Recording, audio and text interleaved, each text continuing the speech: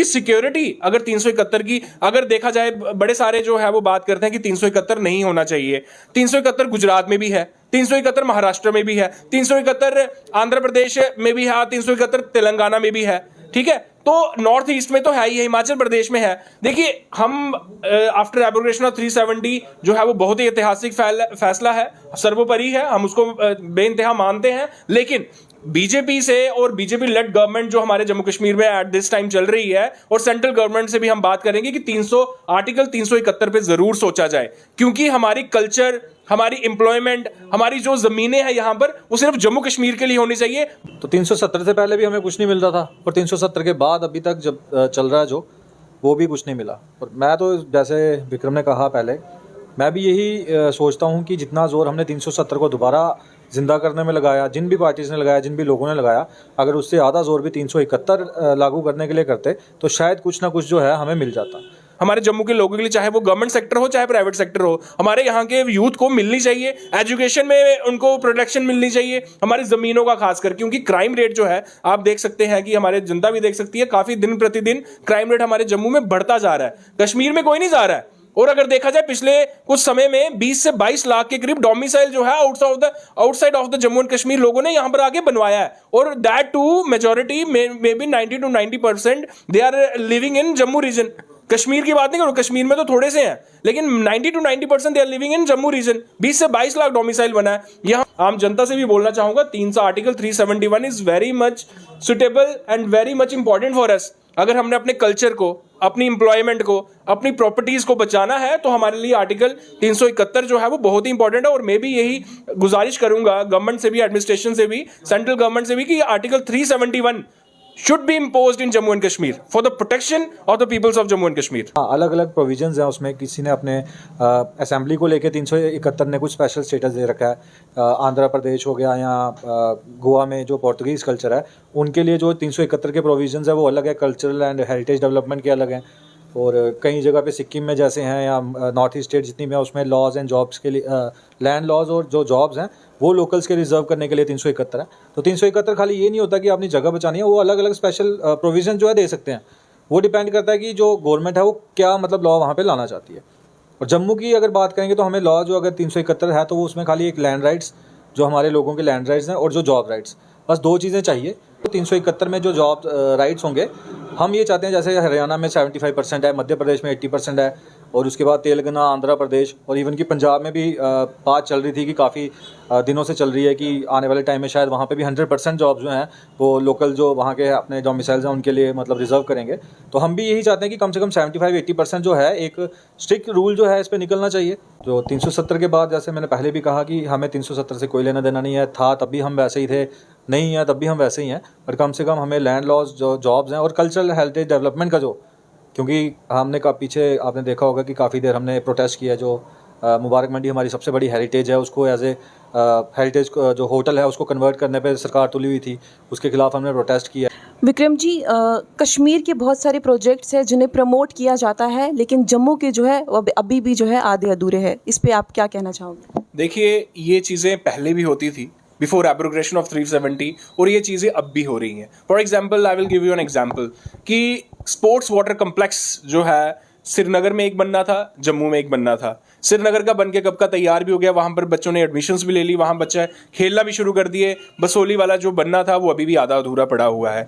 हमारे यहाँ पर स्पोर्ट्स की, अगर मैं सिर्फ स्पोर्ट्स की बात करूँगा, यहाँ पर आप देख लीजिए कि ग्राउंड्स ही कितनी है। जो भी ग्राउंड्स बनी है वहाँ पर या तो पार्किंग वो स्लॉट्स बनाए हुए हैं या कुछ और किया हुआ है, उसको डेवलप नहीं किया जाता। लेकिन वहीं पर आप कश्मीर में चले जाए, आप पहले भी बिफोर एब्रोगेशन ऑफ 370 भी उनके लिए पैसा आता था, उनको अपलिफ्ट किया जाता था। और आज भी हमारे जम्मू रीजन की अगर बात करूं तो स्पोर्ट्स एक्टिविटीज या कोई भी और प्रोजेक्ट जो है वो आधे अधूरे पड़े हुए हैं। That is all due to the negligence of the present government, जो ये सोचते हैं। बट पॉइंट इनके लिए यही है कि हमने जो भी देना, आज भी जो भी आ रहा है, पहले भी यही होता था।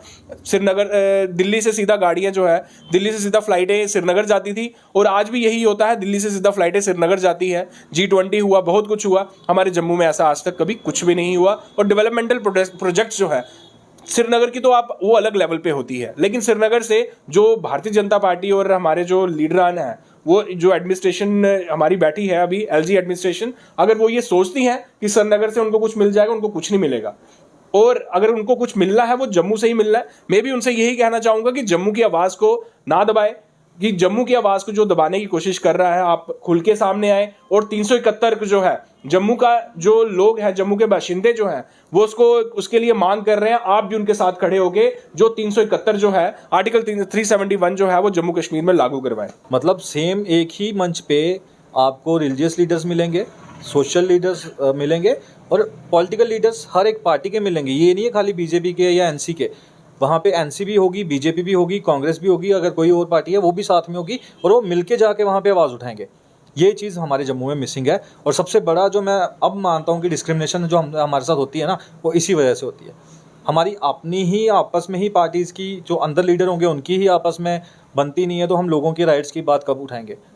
और लद्दाख को हम जैसे कहते हैं, लद्दाख अपनी जगह वो सबसे बढ़िया रहे, पहले यूटी ले लिया, अब वो लड़के स्टेटहुड भी ले लेंगे। उन्होंने 6 शेड्यूल वहाँ पे लागू करा के अपने लैंड, जॉब, जो भी था राइट्स, वो सब एकदम से प्रोटेक्ट कर लिए क्योंकि वो इकट्ठे थे। आप अगर वहाँ पे देखोगे तो वहाँ पे LHADC जो हिल एनोनमस उनकी वो डेवलपमेंट काउंसिल है, उसके जब इलेक्शंस होते हैं और एनसी और बीजेपी मिलके लड़ते हैं। और यहाँ पे आप देखोगे तो ऐसे यहाँ पे एक दूसरे के अगेंस्ट है कि इकट्ठे तो आपको किसी मंच पे मिलेंगे नहीं। चाहे किसी भी मुद्दे पे जम्मू की बात होगी, इकट्ठे नहीं होंगे। अगर एक ने किया तो दूसरा उसको अपोज ही करेगा for the sake of opposition. मतलब वो नहीं देखा कि गलत है कि सही है। हमारी सबसे बड़ी कमी यही है कि हम कहीं ना कहीं यूनाइट होने में फेल होते हैं और हमें नेगलेक्ट किया जाता है, क्योंकि उनको भी पता है कि यार ये तो इकट्ठे होंगे नहीं, ज़्यादा से ज़्यादा क्या कर लेंगे। लास्ट टाइम 6 दिन रह के गए थे हम, 10 दिन भी अंदर रहेंगे जेल में तब भी किसी को फ़र्क नहीं पड़ेगा, 2 महीने भी रहेंगे, 6 महीने भी रहेंगे तब भी किसी को फ़र्क नहीं पड़ेगा। मतलब काफ़ी कम लोग हैं जो यूनाइट होके, हमें सीखना चाहिए। हम कहते हैं कि चलो हमने काफ़ी देर रूल किया, डोगराज ने जम्मू से रूल किया हुआ है, कश्मीर पे भी, लद्दाख पे भी, पर कहीं ना कहीं हमें अब उनसे सीखने की ज़रूरत है कि अपने राइट्स के लिए कैसे लड़ना है और कैसे यूनाइट होना है। जब तक वो नहीं होता तब तक हमारे साथ डिस्क्रिमिनेशन जो है चलता रहेगा। डेवलपमेंट्स के नाम पे करोड़ों रुपए, लाखों रुपए की बात नहीं करूंगा, आपने लाखों रुपए बोला, करोड़ों रुपए लिए गए हैं। फॉर एग्जांपल अगर हम एक इसी की बात करें, सब इंस्पेक्टर की जो अभी फॉर्म्स निकले थे 2021-22 में फॉर्म्स लगे थे, जिनकी रिक्रूटमेंट अभी तक पेंडिंग है, वो एक ऐसी कंपनी को दे दी जाती है जो ब्लैक लिस्टेड है और जिनका टाई अप जो है हमारे यहाँ पर एडमिनिस्ट्रेशन के कुछ लोगों के साथ है, उनकी फैमिलीज के साथ उनका टाई अप था और उनको दे दी जाती है जो कि ब्लैक लिस्टेड है। और हाई कोर्ट ने उसको बाद में स्टे भी किया था। लेकिन पॉइंट यही है कि स्कैम स्कैम स्कैम, करोड़ों रुपए जो है, जो अनएम्प्लॉयड यूथ है उसके लिए 100 रुपये निकालना भी बहुत बड़ी बात होती है। लेकिन जब वो फॉर्म भरने बेचारा जाता है नौकरी की चाह में, वो 400-500 रुपये का फॉर्म भरता है। अगर 1 लाख भी फॉर्म मैम भरा जाए तो अगर 1 लाख फॉर्म भरा, अगर 400-500 रुपए के हिसाब से भी अगर फॉर्म भरे तो 30-40 करोड़ ऐसे ही बन जाएगा। और 30-40 करोड़ रुपए जो है वो यहाँ की एडमिनिस्ट्रेशन वो यूज़ करती है। ये एक बहुत बड़ा स्कैम है। आफ्टर एब्रोगेशन ऑफ 370 जो है वो जम्मू कश्मीर में चल रहा है और इसके ऊपर भी संज्ञान लेने की ज़रूरत है। लेकिन ये संज्ञान तभी लिया जाएगा जब एटलीस्ट हमारी गवर्नमेंट यहाँ पर होगी, क्योंकि ब्यूरोक्रेसी है यहाँ पर। आप जितना मर्जी चींगते रहो, कहते ना पत्थर के साथ सर मारना, यहाँ पर पत्थर के साथ सर मारने के बराबर है। आप कुछ भी बोलते रहो, ये कोई सुनेगा नहीं। एटलीस्ट जो है डेमोक्रेसी का जो सबसे बड़ा पार्ट जो है, that is the elections of legislative elections. और जब तक वो इलेक्शंस यहाँ पर नहीं होंगी, जब तक हमारे रिप्रेजेंटेटिव्स जो हैं वो हमारे चेयर्स पे नहीं बैठेंगे। कुछ अहम मुद्दों पर हमने बातचीत की। हमारे साथ मौजूद थे, जैसा कि मैंने आपको पहले भी कहा, एडवोकेट विक्रम सिंह जी और युवा राजपूत सभा के वाइस प्रेसिडेंट विक्रमजीत सिंह जी। आप दोनों का बहुत बहुत शुक्रिया यूनिक न्यूज़ के साथ जुड़ने के लिए।